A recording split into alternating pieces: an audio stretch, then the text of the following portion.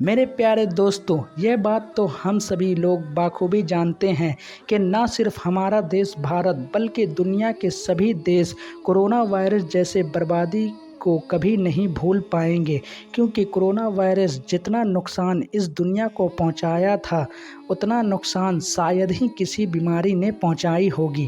دوستو، corona virus کے دوران ہم لوگوں کو کرونا وائرس کے ساتھ ساتھ ایک اور بولی بہت زیادہ سنائی دے رہی تھی، اور وہ تھی اس بیماری کی ویکسین، کیونکہ اس دور میں سبھی دیش کے بڑے بڑے ڈاکٹر کی پریشانی یہی تھی کہ کسی بھی طرح سے اس کی ویکسین تیار کی جا سکے۔ تو کیا آپ لوگ جانتے ہیں کہ کسی بھی بیماری کا سب سے پہلا ویکسین کب اور کس نے تیار کیا تھا؟ تو آپ لوگوں کا جواب ہوگا ایڈورڈ جینر، جس نے 1796 کو چیچک کے ٹیکے یعنی ویکسین کی کھوج کیا تھا۔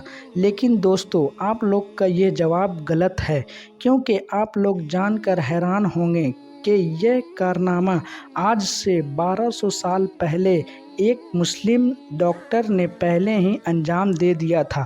وہ کون تھے اور ان کی پوری زندگی کیسے گزری، انہی تمام چیزیں آج کی اس ویڈیو میں ہم آپ کو بتانے کی کوشش کریں گے۔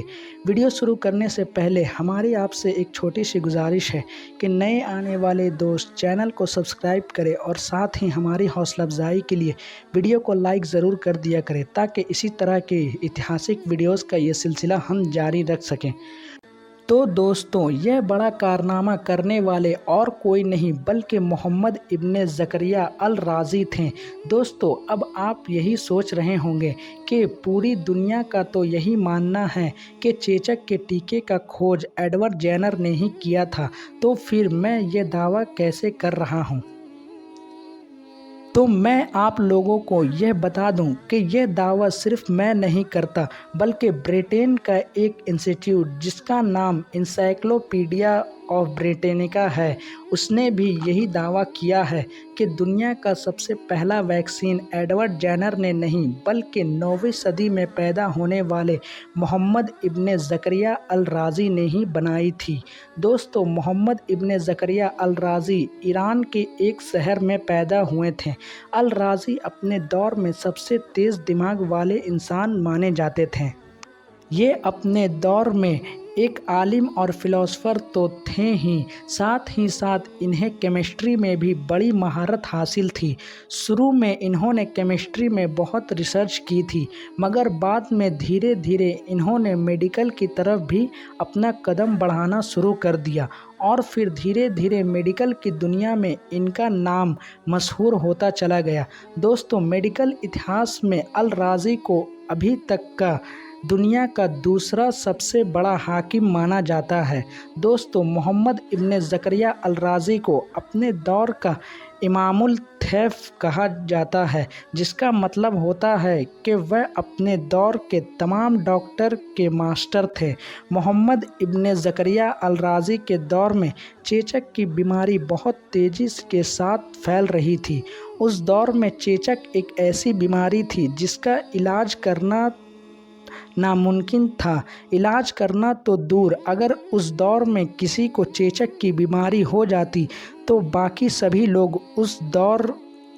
اسے دور جنگل میں چھوڑ آتے، اور بھوک اور پیاس سے ہی تڑپ تڑپ کر اس آدمی کی موت ہو جایا کرتی تھی۔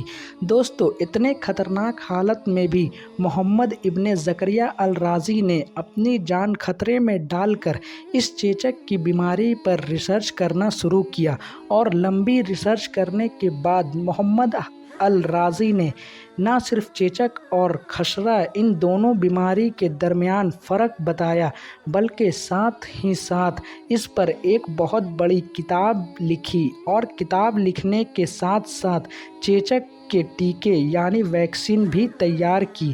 اس ویکسین سے شفا ملنے لگی۔ دوستو، یہ اتہاس میں کسی بھی بیماری کے اوپر بنائی گئی پہلی ویکسین تھی۔ اس کے علاوہ الرازی نے ایسی بہت ساری بیماری کا علاج بھی کھوجا تھا جو اس دور میں لا علاج تھے۔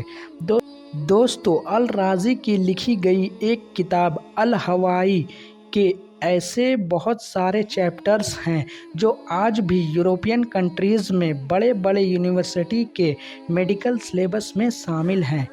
لیکن دوستو، جیسا کہ ہم نے آپ کو پہلے بھی بتایا تھا کہ محمد ابن زکریا الرازی ایک اچھے ڈاکٹر ہونے کے ساتھ ساتھ ایک فلاسفر بھی تھے، اور وہ اپنی کتابوں میں بہت سی ایسی باتیں لکھ دیا کرتے تھے جو بہت سے لوگوں کو ہضم نہیں ہوا کرتی تھی۔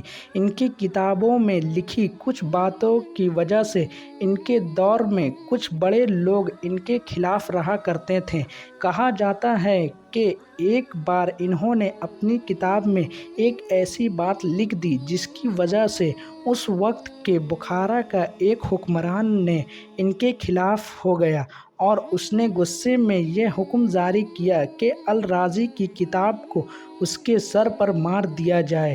اس کے خادموں نے ایسا ہی کیا اور الرازی کی کتاب کو ان کے سر پر مارنا شروع کر دیا۔